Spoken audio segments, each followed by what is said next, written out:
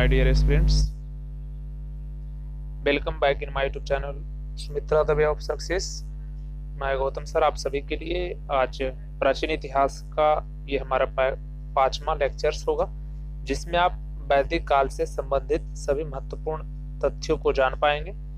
तो वैदिक काल 2 पार्ट में आपका हो जाएगा, पार्ट 1 और पार्ट 2। तो ये आपका पार्ट 1 है और पार्ट 2 नेक्स्ट वीडियो में मैं आपको बताऊंगा। तो उससे पहले कि जो भी हमारे चैनल पर नए हैं वो प्लीज हमारे चैनल को सब्सक्राइब कर लें और बेल आइकन को दबाना बिल्कुल ना भूलें, ताकि जो भी मैं वीडियो अपलोड करूं आपके पास सबसे पहले पहुंचे और उसका नोटिफिकेशन। और वीडियो के डिस्क्रिप्शन में जा करके इसके और सभी वीडियोस को देखना, हमारे सभी सब्जेक्ट का वीडियो जो है अपलोड किया हुआ है, आप उसे देखें और उसका अध्ययन करें। So let's start the session. तो आप लोग वैदिक काल के बारे में जानेंगे, तो चलिए वैदिक काल से संबंधित कुछ महत्वपूर्ण बातों का डिस्कशन करते हैं कि वेद का शाब्दिक अर्थ क्या होता है। वेद का शाब्दिक अर्थ होता है ज्ञान यानी नॉलेज। आई होप आप समझ पा रहे होंगे वेद का शाब्दिक अर्थ क्या होता है, ज्ञान। सर्वाधिक प्राचीन वेद कौन सा है, ऋग्वेद। आर्य शब्द किसको इंगित करता है, आर्य शब्द श्रेष्ठ वंश को इंगित करता है। ऋग्वेद में कुल कितने मंडल और सूक्त हैं, ऋग्वेद में 10 मंडल और 1028 सूक्त हैं। त्रयी नाम किसके लिए प्रयोग किया जाता है, तो त्रयी नाम जो है वो 3 वेदों के सम्मिलित रूप को त्रयी कहते हैं, आपको याद रखना है। तो त्रयी वेद में ये कौन कौन आ जाते हैं, ऋग्वेद, सामवेद और यजुर्वेद। अथर्ववेद को छोड़ करके बाकी तीनों वेद जो हैं उसके सम्मिलित रूप को हम त्रयी कहते हैं। यज्ञ संबंधी विधि विधानों का जानकारी किस वेद से प्राप्त होती है, यज्ञ संबंधी विधि विधानों की जानकारी यजुर्वेद से प्राप्त होती है। 4 वेदों में से एक में जादुई माया और वशीकरण का वर्णन है, वो कौन सा वेद है, अथर्ववेद। अथर्ववेद में जादुई माया और वशीकरण का विश्लेषण है। उपनिषद किस परंपरा पर आधारित है, तो भारतीय दर्शन परंपरा पर आधारित है उपनिषद। इसी प्रकार से ऋग्वेद का कौन सा मंडल पूर्णतः सोम देवता को समर्पित है, तो ऋग्वेद का 9वां मंडल सोम देवता को समर्पित है। अध्यात्म ज्ञान से संबंधित नचिकेता और यम के बीच का जो संवाद है, नचिकेता और यम के बीच का संवाद वो किस उपनिषद से प्राप्त होता है, वो है कठोपनिषद।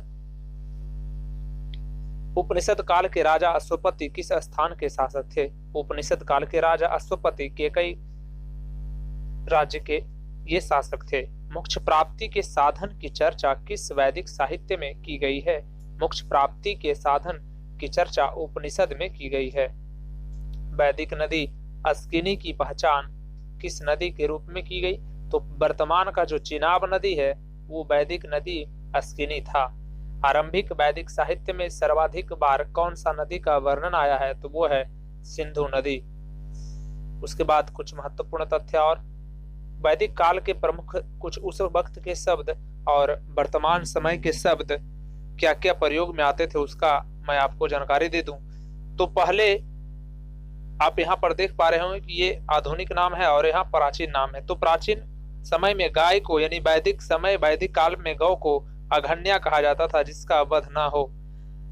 वैदिक काल में राजा को गोपा कहा जाता था, उसी प्रकार अतिथि को गोहंता या गोहन कहा जाता था और धनी व्यक्ति को गोमत कहा जाता था। युद्ध को वैदिक काल में गवष्टि, गेसु या गम्य कहा जाता था। पुत्री को दुहिता कहा जाता था। और यानी आप पढ़ेंगे विश्लेषण में तो दुख का कारण वहां पर ऐसा वर्णन है। जब मैं आपको विश्लेषण करके पढ़ाऊंगा डिस्क्रिप्टिव क्लास में, तो उसमें हम डिस्कशन करेंगे।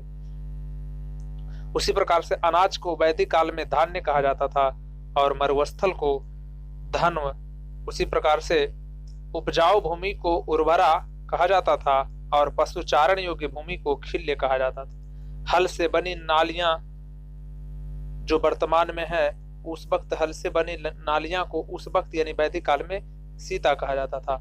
कौन सा वेद ऋग्वेद पर आधारित संगीतमय ऋचाओं का संकलन है, कौन सा वेद ऋग्वेद पर आधारित संगीतमय ऋचाओं का संकलन है, तो सामवेद।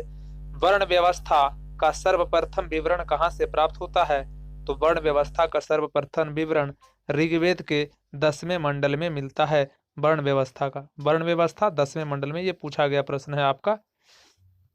पूर्व वैदिक काल में किन दो संस्थाओं का राजा पर नियंत्रण होता था? तो सभा और समिति दो ऐसे संस्था थे जिसको राजा पर भी नियंत्रण होता था, यानी ये दो प्रमुख भाग थे।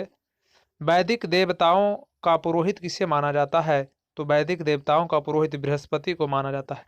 ऋग्वैदिक काल में निष्क शब्द का प्रयोग एक आभूषण के लिए होता था, किंतु परवर्ती काल में इसका प्रयोग किस धातु के लिए किया जाता है, किस वस्तु के लिए किया जाता है?